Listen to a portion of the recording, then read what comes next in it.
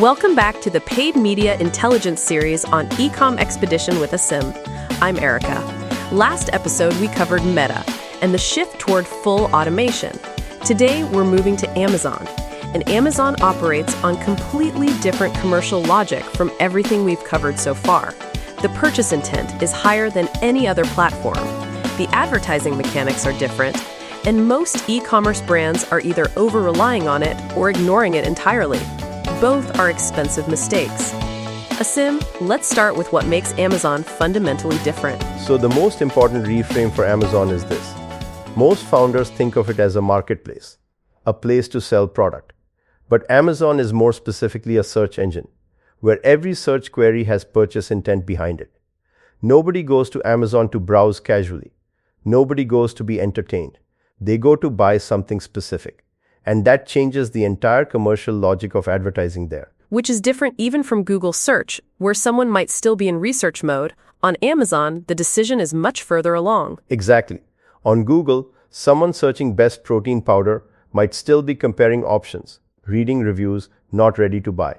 On Amazon, that same search is almost certainly someone with a payment method saved, ready to make a decision in the next few minutes. The intent is further down the funnel.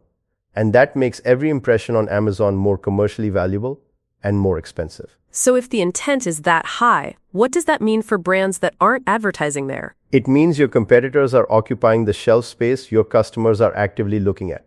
And here's what surprises most founders when they first see it. Competitors are often bidding on your brand name.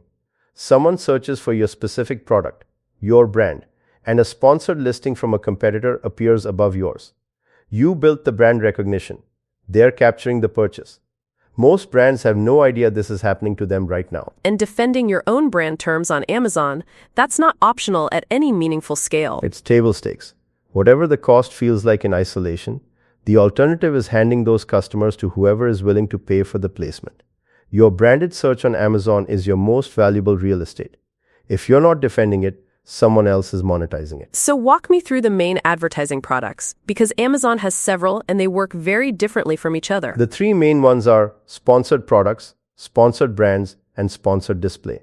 Sponsored products are the most direct response. Keyword-targeted ads appearing in search results. Someone searches a category term or your brand name, your product appears as a sponsored listing. This is the most measurable, most immediately tied to purchase intent, and the starting point for almost every Amazon advertising strategy. And the metric used to evaluate them, ACOS, that's different from what most brands are used to from Google or Meta. Yeah. ACOS is advertising cost of sale, your ad spend divided by the revenue those ads drove. It's essentially the inverse of ROAS.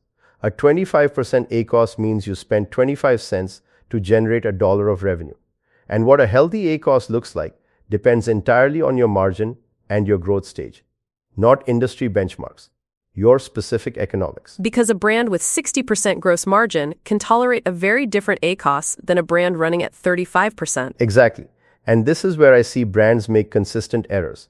They set an ACOS target by looking at what competitors report or what an agency recommends, neither of which has any relationship to their actual unit economics. The correct framework is what ACOS puts you at break-even on the first sale, and what ACOS makes sense when you factor in repeat purchase behavior. A consumable product with strong retention can justify an ACOS that looks terrible on the initial transaction.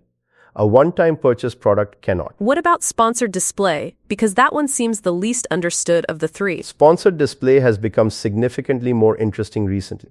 The original version was retargeting, reaching people who viewed your product page but didn't buy, valuable for higher consideration purchases.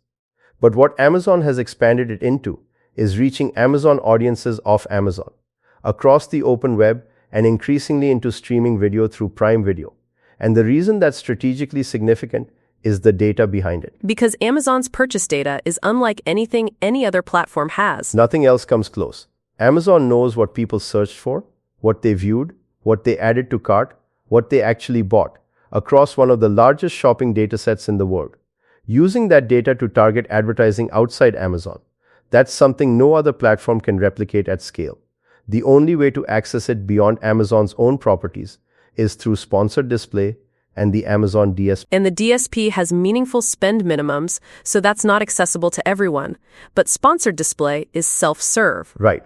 The Amazon DSP typically requires $10,000 to $25,000 a month minimum for a managed account. But sponsored display is accessible through the standard advertising console.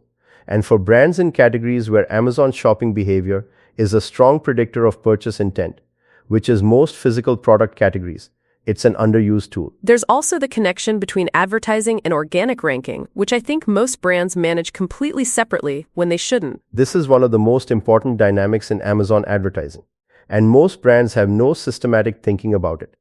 Amazon's organic search algorithm ranks products heavily based on sales velocity. More sales, higher organic rank. Higher organic rank, more sales without advertising cost. Paid advertising drives sales. Sales drive organic rank. Organic rank drives more revenue you're not directly paying for. When you manage advertising and organic positioning in isolation, you lose the compounding effect that makes Amazon advertising genuinely powerful over time. So the brands winning on Amazon are treating advertising and organic as one integrated system, not two separate problems. And making campaign decisions with that lens. Investing in visibility on high-volume category terms, even when the direct ACOS looks poor short-term, specifically to build sales velocity and improve organic ranking. The long-run economics of that investment often look very different from what the campaign metrics suggest in month one. Before we close, what are the two structural mistakes you see most often on Amazon? First, not separating branded from non-branded keyword campaigns. These have completely different economics, different conversion rates, different strategic purposes. Running them together means you're optimizing toward a blended average that's wrong for both. Branded campaigns defend existing demand. Non-branded campaigns acquire new demand. They need separate targets and separate management. And the second? Optimizing purely to ACOS without looking at new-to-brand metrics. Amazon tells you what percentage of your conversions came from customers who hadn't previously bought from you on the platform. A campaign with a great ACOS might be entirely driven by existing customers who were going to buy anyway.